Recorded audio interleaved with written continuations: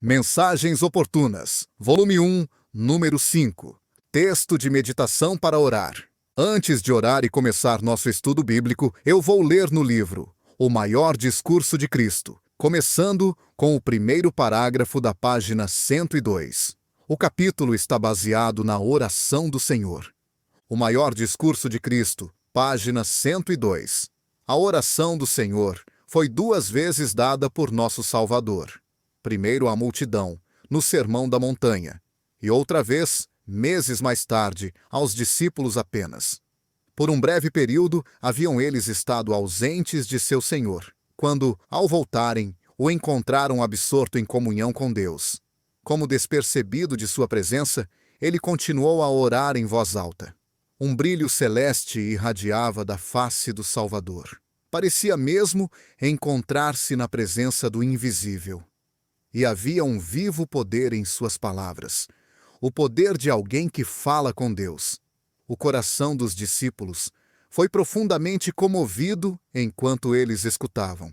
Tinham observado quão frequentemente Jesus passava longas horas em solicitude, em comunhão com o Pai.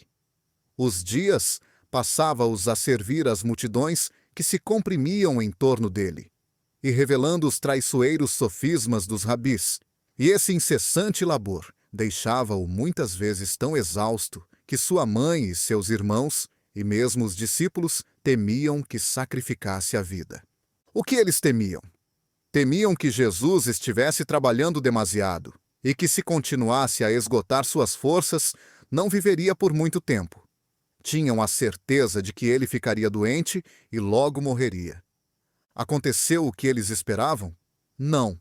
Na verdade, aconteceu o oposto do que eles temiam. O que lhe deu força para cumprir sua obra? Não foi a oração?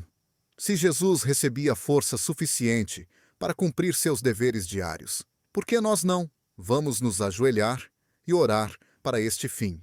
Por V.T. Houteff. O que acontecerá nos últimos dias?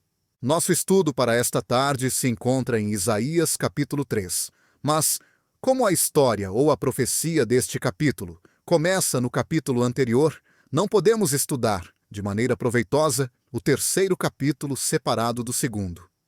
Ninguém que começa a estudar um tema pelo meio, de trás para frente e frente para trás, pode aprender a continuação deste e saber do que se trata realmente. Se alguém quiser aprender a verdade completa sobre um assunto, deve estudá-lo por completo. Os cachorros e os gatos, não os seres humanos civilizados, começam a comer a torta do meio para fora. Mas como seres humanos inteligentes, como povo de Deus, devemos comer a torta corretamente. Como eu sei que o tema profético do capítulo 3 começa no 2º capítulo? A primeira palavra do capítulo 3, a preposição "por quê", indica que algo acontecia antes. Para encontrar a sequência da mensagem da inspiração e saber o contexto do tema em estudo, somos obrigados a começar o nosso estudo com o mesmo verso que Isaías usou para começar a profecia. Isaías 2, versículo 1. Visão que teve Isaías, filho de Amós, a respeito de Judá e de Jerusalém. O que foi revelado a Isaías? Coisas a respeito de Judá e de Jerusalém, a igreja.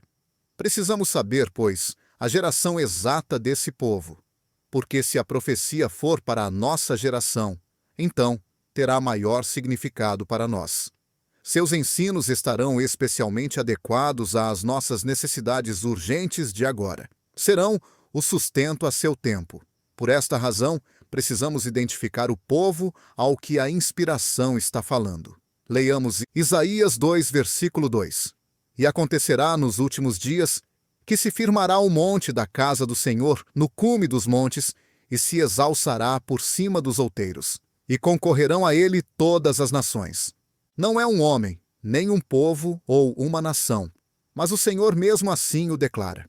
O profeta recebeu visão acerca de coisas a respeito da casa do Senhor, a igreja, nos últimos dias, não nos dias de Isaías. A frase "os últimos dias" em si nos leva ao tempo do fim.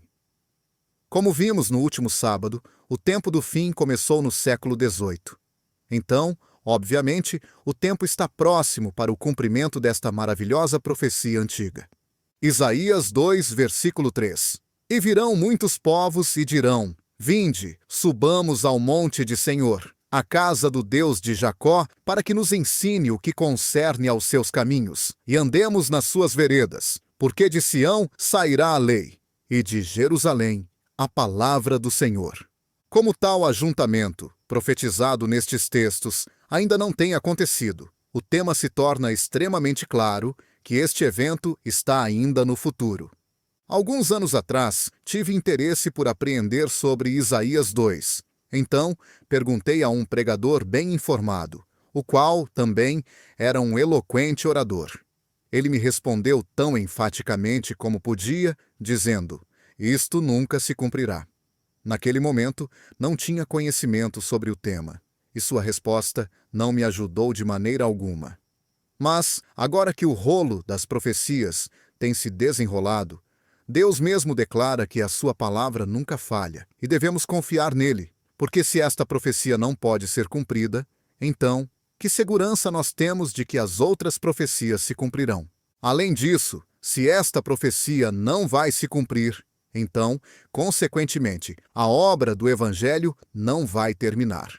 Porque ela nos fala da maneira que esta obra há de terminar, que a lei do Senhor, durante o dia do juízo para os vivos, sairá de Sião e de Jerusalém a palavra do Senhor, não de Tacoma Park, referia-se aos escritórios da Associação Geral dos Adventistas do Sétimo Dia, nem do centro do Monte Carmelo e de nenhum outro lugar. Depois que se completar a obra do julgamento na casa de Deus, 1 Pedro 4, verso 17, e os 144 mil servos irrepreensíveis de Deus, os primeiros frutos, Apocalipse 14, versículo 4, ocuparem sua alta e exaltada posição no Monte Sião, Apocalipse 14, versículo 1, então começará o ajuntamento dos segundos frutos. Finalmente, os olhos do mundo se abrirão sobre a situação, e como uma nação convida outra, a obra do Evangelho se intensificará grandemente. Então, muitos dirão: Vinde, subamos ao monte do Senhor, à casa do Deus de Jacó, para que nos ensine o que concerne aos seus caminhos, e andemos nas suas veredas. Todos os profetas falaram deste grande e maravilhoso evento, mas, por falta de tempo, citarei somente alguns versos do capítulo 2 de Zacarias. Ele disse: Corre, fala a este jovem, dizendo: Jerusalém será habitada como as aldeias sem muros, por causa da multidão, nela, dos homens e dos animais. E eu, diz o Senhor, serei para ela um muro de fogo em redor, e eu mesmo serei, no meio dela, a sua glória. Exulta e alegra-te, ó filha de Sião, porque eis que venho e habitarei no meio de ti, diz o Senhor. E naquele dia, muitas nações se ajuntarão ao Senhor e serão o meu povo, e habitarei no meio de ti. E saberás que o Senhor dos exércitos me enviou a ti. Então, o Senhor possuirá a Judá como sua porção na terra santa, e ainda escolherá a Jerusalém. Cale-se toda a carne diante do Senhor, porque ele se despertou na sua santa morada. Zacarias 2, versículos 4, 5, 10 a 13. Voltamos a Isaías 2, versículo 4. E ele exercerá o seu juízo sobre as nações e repreenderá a muitos povos, e estes converterão as suas espadas em enxadões e as suas lanças em foices. Não levantará espada nação contra nação, nem aprenderão mais a guerrear.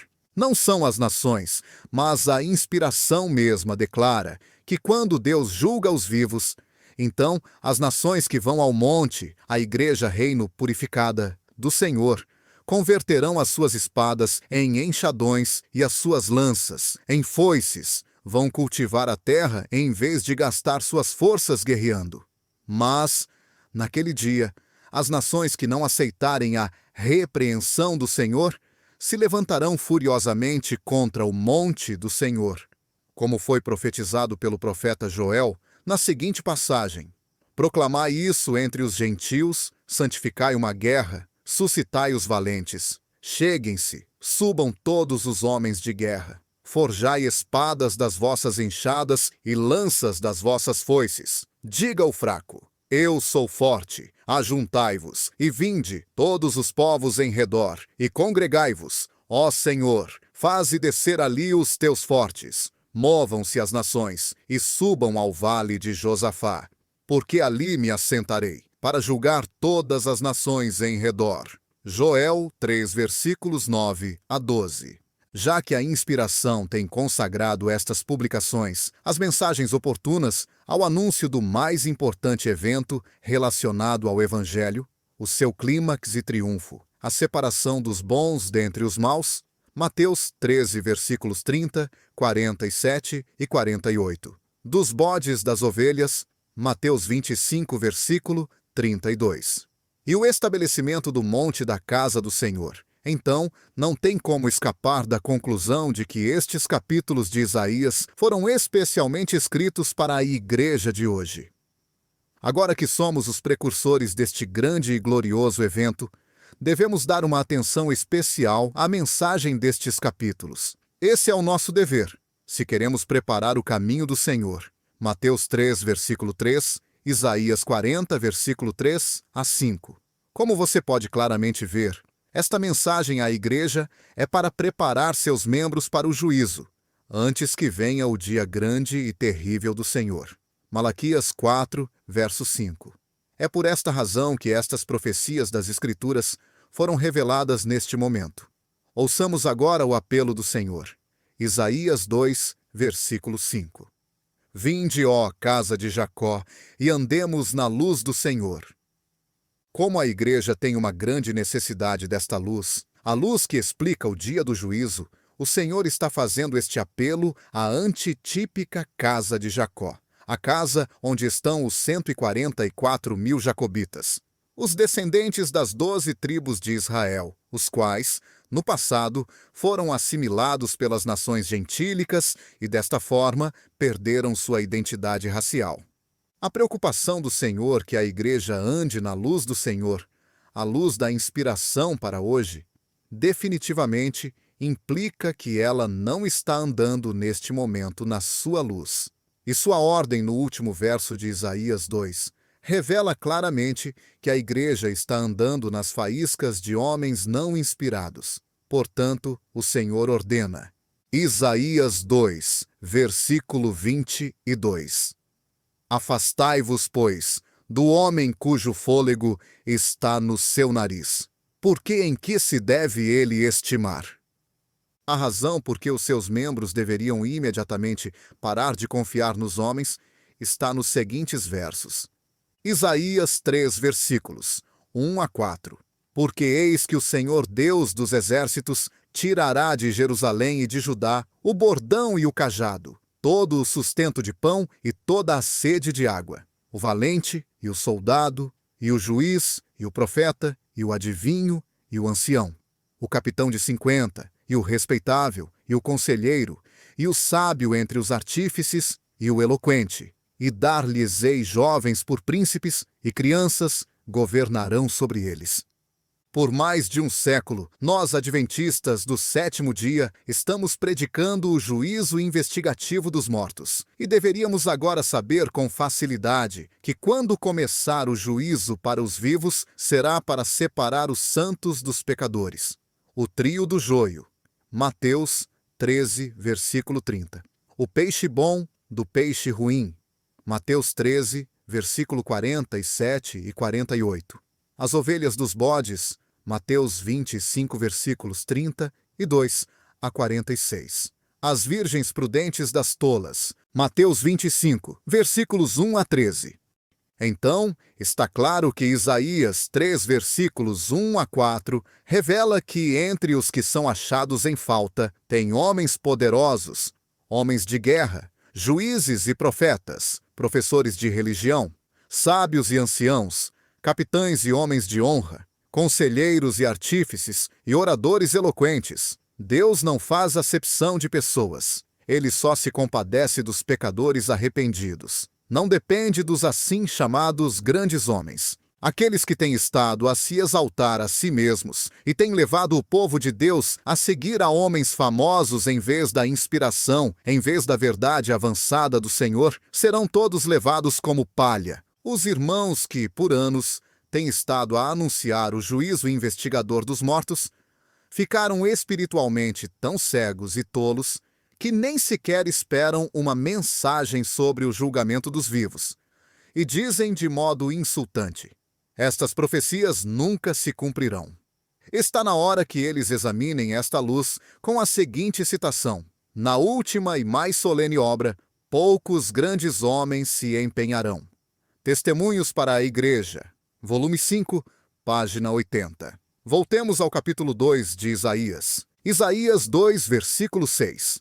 Mas tu desamparaste o teu povo, a casa de Jacó. Esses homens que fazem com que o povo os siga, porque se encheram dos costumes do Oriente, e são agoureiros como os filisteus, e se associam com os filhos dos estranhos. No tempo, quando este grande ajuntamento está prestes a acontecer, o professo povo de Deus se associa com os não convertidos e são acusados de adivinhos. Se afastam da verdade revelada por Deus para este tempo, em vez de engrandecê-la e proclamá-la. Isaías 2, versículo 7. E a sua terra está cheia de prata e ouro, e não tem fim os seus tesouros.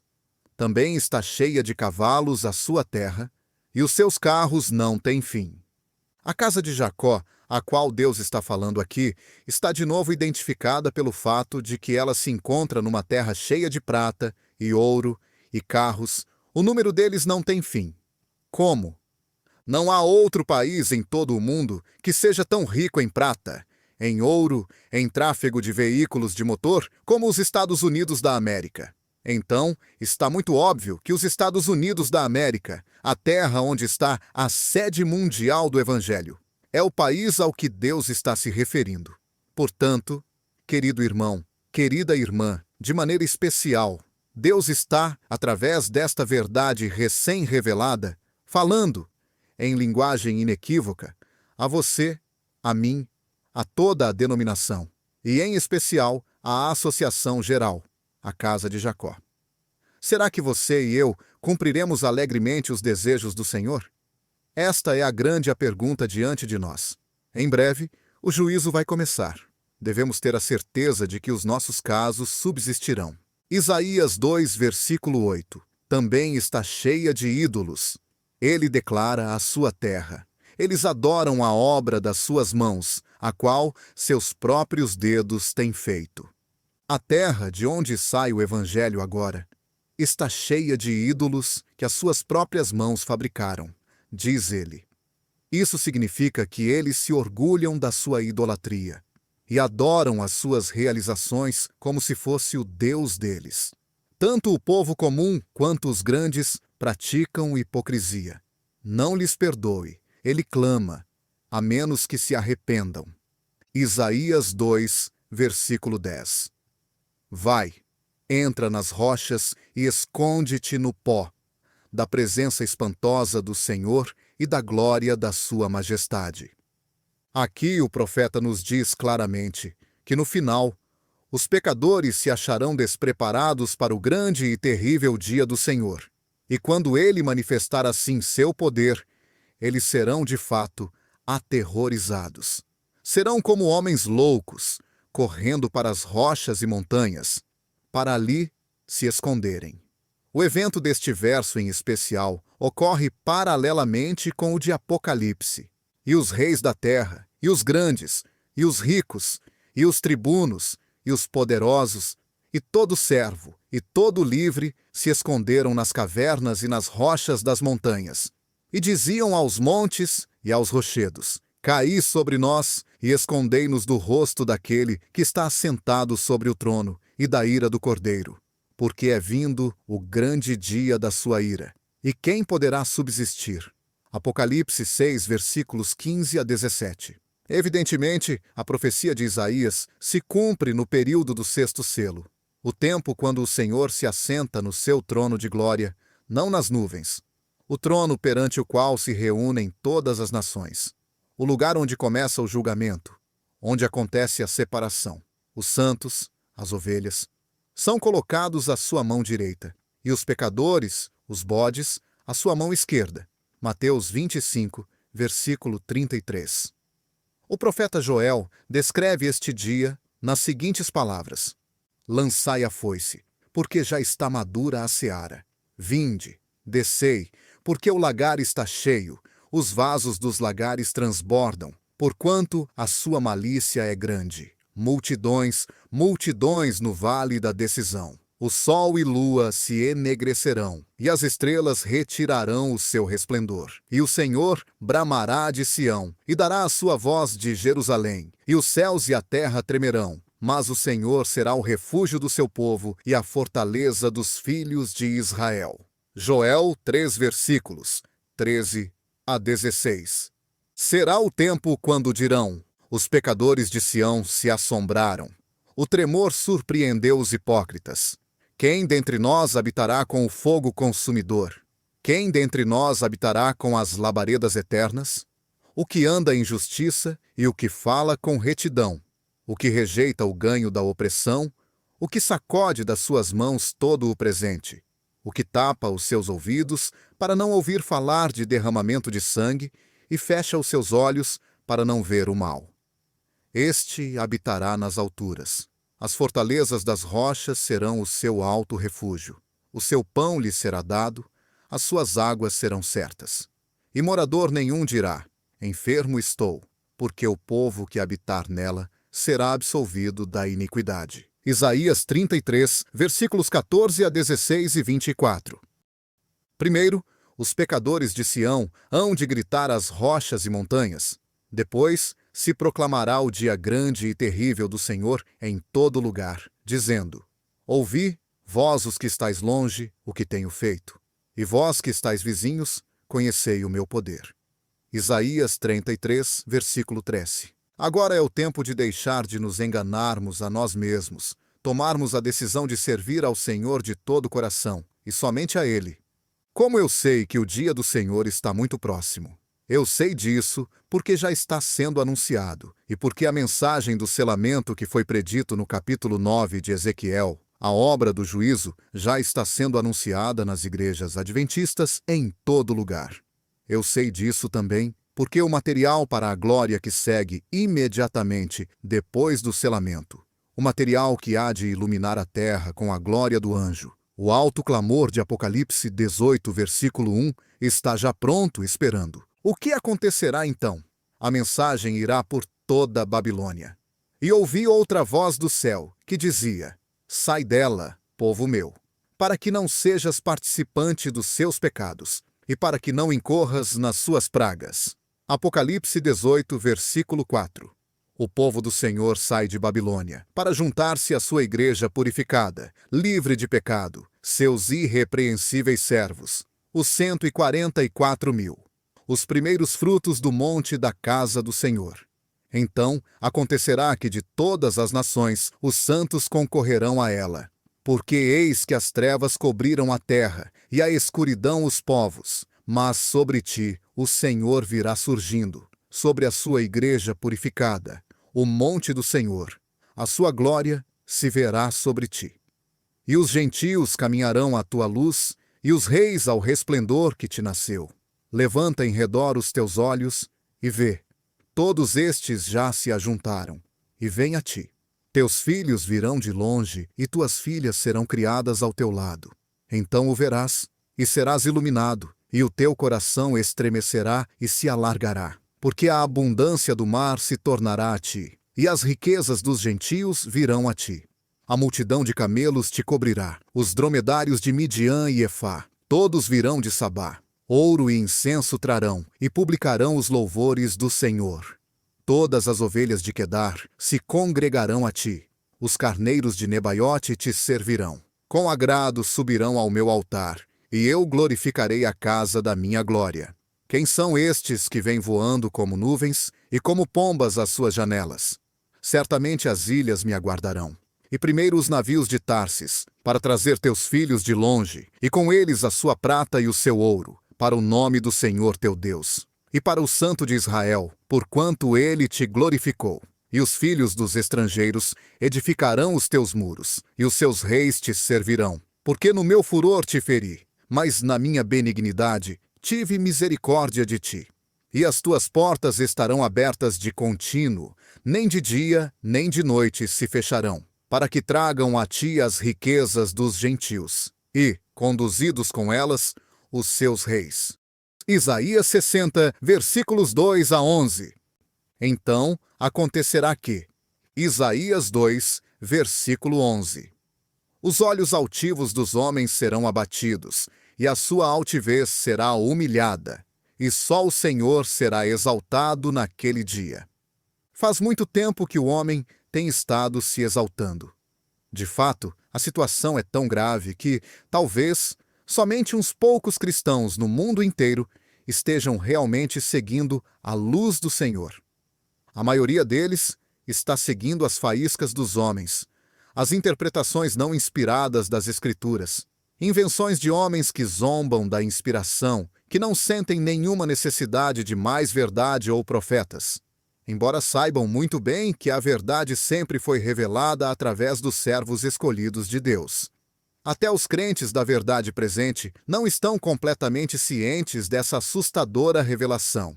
Muitos estão sendo levados por toda sorte de vento de doutrina criada por impostores como Coré, Datã e Abirão, Números 16, versículos 9 a 11, os quais cobiçaram o ofício de Moisés, os usurpadores do trono da inspiração, causando divisões, um é de Paulo e outro de Apolo, como se fosse o caso. Os olhos da inspiração, referindo-se a este dia e a esta mensagem, revelam que grande parte desta autodecepção se deve ao resultado do que o Espírito descreve como uma hipocrisia de dupla faceta, dizendo: Quanto a ti, ó filho do homem, os filhos do teu povo falam de ti junto às paredes e nas portas das casas, e fala um com o outro, cada um a seu irmão, dizendo: Vinde, peço-vos, e ouvi qual seja a palavra que procede do Senhor. E eles vêm a ti, como o povo costumava vir, e se assentam diante de ti, como o meu povo, e ouvem as tuas palavras, mas não as põem por obra, pois lisonjeiam com a sua boca, mas o seu coração segue a sua avareza.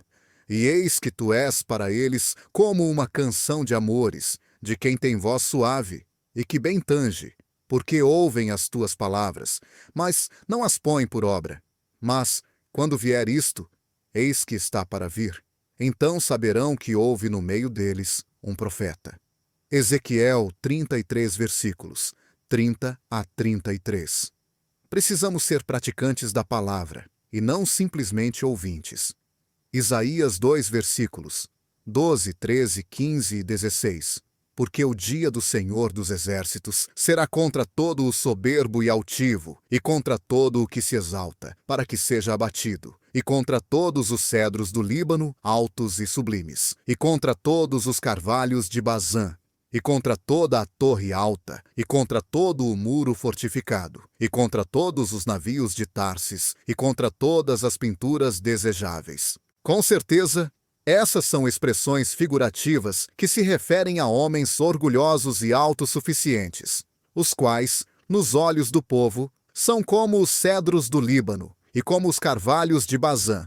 Isaías 2, versículos 17 a 20. E a arrogância do homem será humilhada, e a sua altivez se abaterá, e só o Senhor será exaltado naquele dia. E todos os ídolos desaparecerão totalmente.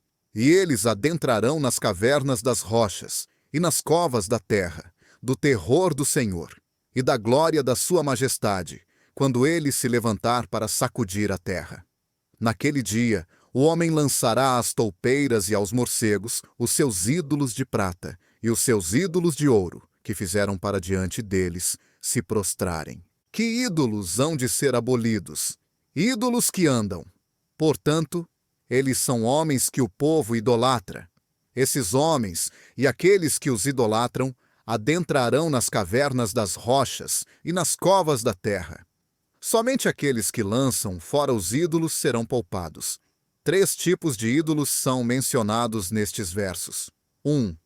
Obras feitas por homens. 2. homens que são reverenciados. 3. O ouro e a prata que as pessoas adoram. Todos esses ídolos serão destruídos. Não haverá mais ídolos. Eles e as pessoas que os adoram entrarão, Isaías 2, versículos 21. E entrarão nas fendas das rochas e nas cavernas das penhas, por causa do terror do Senhor e da glória da sua majestade, quando ele se levantar para sacudir terrivelmente a terra. Se agora não lançarmos fora, voluntariamente, os nossos ídolos, seremos obrigados a fazê-lo mais tarde. Mas o que vai adiantar, então? Isaías 3, versículos 1. Porque eis que o Senhor dos exércitos, tirará de Jerusalém e de Judá o sustento e o apoio, a todo o sustento de pão e a todo o sustento de água. O tempo está próximo quando os pecadores em Jerusalém e em Judá, os homens da Associação Geral e a Igreja na sua totalidade, não terão nenhuma gota de água para tomar, nem um pedaço de pão para comer. Quem são eles? Isaías 3, versículos 2 a 4. O poderoso e o homem de guerra, o juiz e o profeta, e o adivinho, e o ancião, o capitão de 50, e o homem respeitável, e o conselheiro, e o sábio entre os artífices, e o eloquente orador, havendo tirado os homens que se exaltam a si mesmos, e desta forma, livrado o seu povo, o Senhor colocará meninos e crianças, quer dizer, pessoas humildes, para governar sobre o seu povo. E dar-lhes-ei meninos por príncipes, e crianças governarão sobre eles. Os sinais dos tempos podem ser reconhecidos pelas condições reveladas no Isaías 3, versículo 5. E o povo será oprimido, um será contra o outro, e cada um contra o seu próximo. O menino comportar-se-á orgulhosamente contra o ancião, e o vil contra o nobre. Já que estas coisas estão acontecendo agora, não precisamos ficar ignorantes do fato de que o dia grande e terrível do Senhor está próximo. Os rebeldes e desrespeitosos não sobreviverão naquele dia. Isaías 3, versículo 6. Quando alguém pegar de seu irmão na casa de seu pai, dizendo: Tu tens roupa, sê nosso governador, e toma sob a tua mão esta ruína. Dizer: Vem, sê nosso governador porque tu tens roupa. Talvez possa significar: se tu governas sobre nós, podes dar-nos, pelo menos, algo para nos vestir, e esta ruína estará sob a tua mão, podes remediar a situação. O jeito de pensar e agir do povo neste iminente tempo de angústia, ruína e adversidade de todo tipo revela claramente que eles não estão pensando em Deus. Não, de jeito nenhum. Eles confiam nos homens e nos bens materiais. Esperam que alguém possa ainda remediar a situação e salvá-los da ruína. Por isso, por clamarem aos homens por ajuda, em vez de clamarem ao Senhor, eles estão procedendo de tal forma como se Deus tivesse abandonado a terra. Isaías 3, versículo 7. Naquele dia, ele irá jurar, dizendo: Não serei um curandeiro, nem tampouco há em minha casa pão ou roupa alguma. Não me haveis de constituir governador sobre o povo. Aquele ao que eles chamam para governar também partilha da mesma atitude que o povo. Ele se declara incapaz para curar o mal, pois ele também é pobre. No entanto, Deus esclarece a causa do problema. Leiamos Isaías 3, versículo 8. Porque Jerusalém está arruinada, e Judá caída, porque a sua língua e as suas obras são contra o Senhor, para provocarem os olhos da sua glória. Não é o mundo, mas Jerusalém está arruinada, e Judá caída. Por quê? Porque seus atos e suas línguas estão contra o Senhor. Isto é, eles estão contra a sua verdade sobre o juízo. O que significa os olhos da sua glória? De acordo com Isaías 62, versículo 3, e Isaías 4, versículo 3, a sua glória é a eterna Sião, a sua igreja iluminada pela verdade. Consequentemente, o depositário da sua verdade revelada é a sua glória. Seus videntes são seus olhos.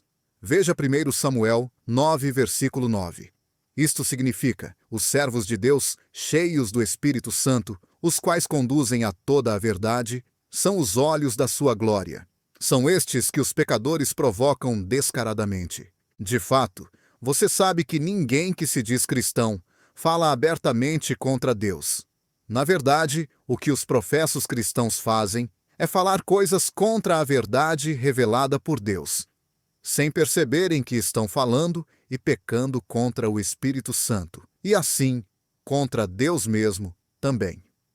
Até alguns crentes da verdade presente, de vez em quando, falam uma palavra de crítica para elevar sua própria reputação e prejudicar a de outro, ou para ganhar alguém à sua maneira de pensar, em detrimento da causa de Deus. Esses tipos de pecados são os mais desleais. Tanto mais habilidade que a pessoa tiver em tais práticas, maior será o dano.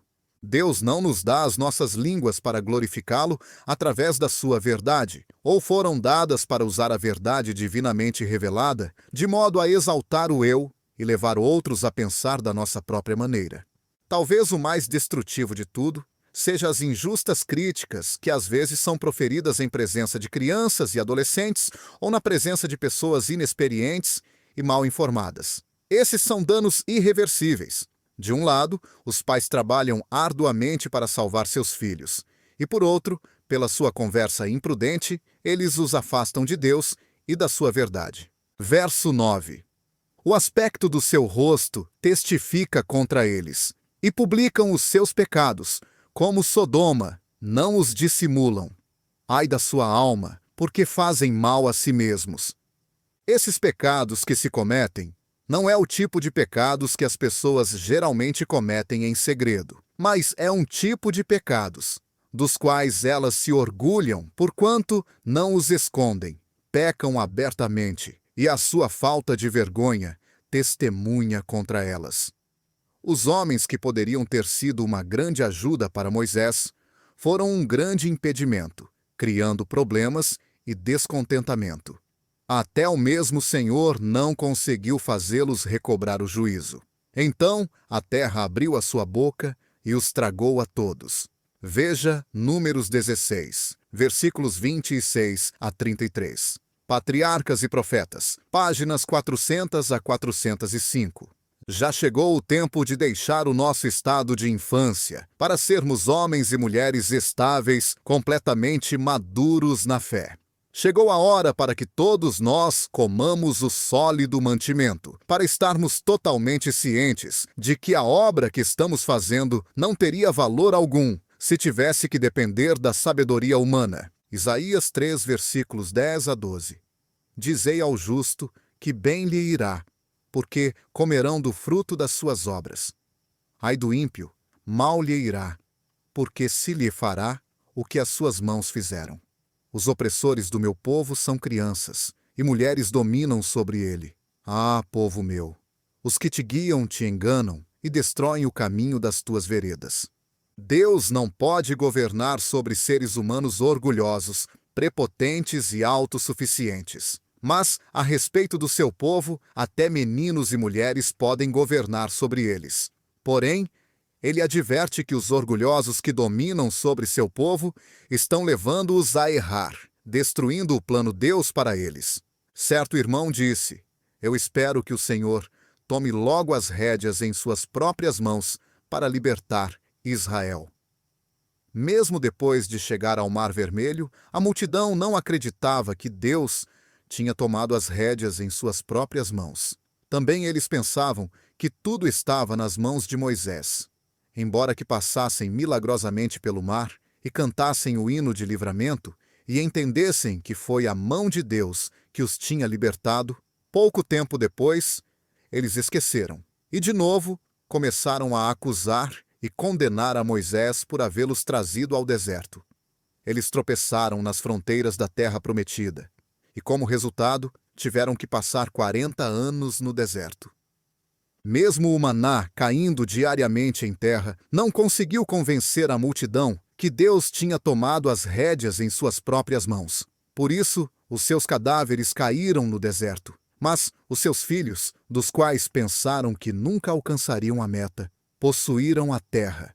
Números 14, versículos 1 a 3, 26 a 32. Capítulo 26, versículos 63 a 65. Há certo elemento que até o mesmo Senhor não consegue convencer que ele tem tomado as rédeas em suas próprias mãos. Eles nunca obedecem às ordens de ninguém, senão às deles mesmos. Tais indivíduos independentes continuarão a questionar e criticar todas as coisas, nas quais eles mesmos não têm parte alguma. Então, não importa o que eles professem ser, pensem ou digam, eles não são o povo de Deus. Porque o verdadeiro povo de Deus, diz o Senhor, é capaz de obedecer às ordens provenientes até de mulheres ou de crianças. O povo de Deus recebe ordens de qualquer pessoa que o Senhor indica, porque andam na sua luz, não nas faíscas dos homens. O Senhor claramente explica que aqueles que agora governam sobre o seu povo estão levando o povo a errar e estão destruindo o caminho da retidão. Isaías 3, versículos 13 e 14. O Senhor se levanta para pleitear e põe-se de pé para julgar o povo. O Senhor entrará em juízo contra os anciãos do seu povo e contra os seus príncipes. É que fostes vós que consumistes esta vinha. O espólio do pobre está em vossas casas.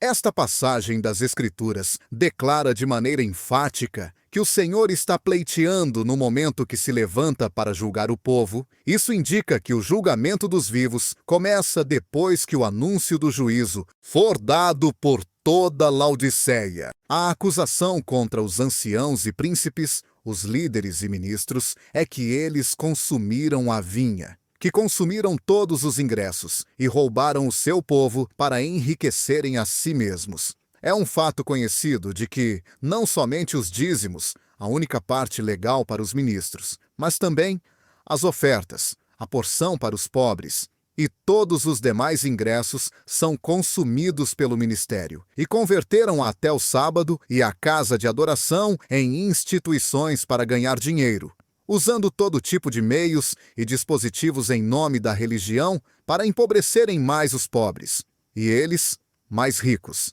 Não eu, mas é o Senhor quem diz isso.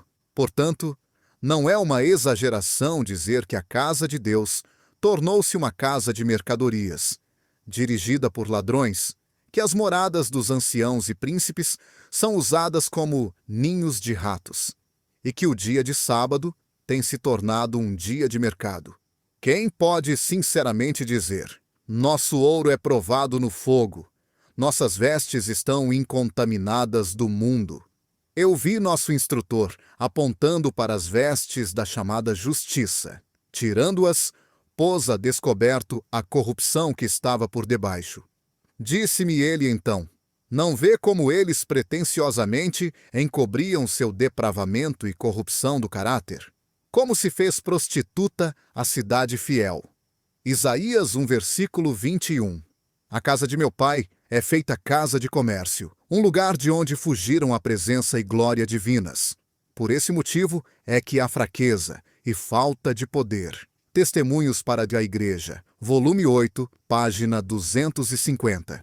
Vendo que quase todos foram vencidos pelo inimigo das almas, deveríamos, no entanto, com muito mais vontade, temer a Deus e andar mais perto dele. Senão, nós também cairemos na bolsa de sequestro do inimigo. Deveríamos ser pastores cuidadosos e prudentes, e não impostores cruéis. Você verá que o diabo lutará desesperadamente e opor-se-á violentamente a esta mensagem de juízo, e cuidará convencer a todos que estas profecias não vão se cumprir. Porém, o verdadeiro povo de Deus verá a importância de seu cumprimento neste tempo especial, e com alegria aceitará o que diz da palavra de Deus. Nós somos chamados a ser reformadores, não deformadores, os que ajuntam com Deus, não aqueles que espalham com Satanás. Sejamos o que professamos ser, e desta maneira subsistiremos, irrepreensíveis, perante o trono de Deus, sem engano em nossa boca, e afinal, sem pecadores em nosso meio. Isaías 3, versículo 15.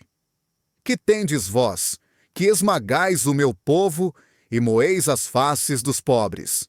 Diz o Senhor, Deus dos exércitos. Que terrível acusação contra os que se aproveitam do pobre.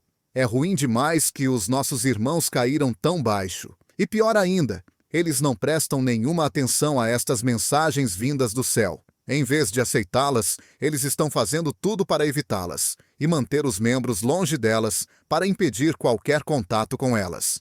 Que seus erros nos sirvam de advertências para o nosso sucesso. Que onde eles moem as faces dos pobres, possamos fazê-los felizes. E que aprendamos que ao receber o menor dentre o povo de Deus, é receber a Deus mesmo. Quão agradecidos deveríamos sentir-nos por este grande privilégio.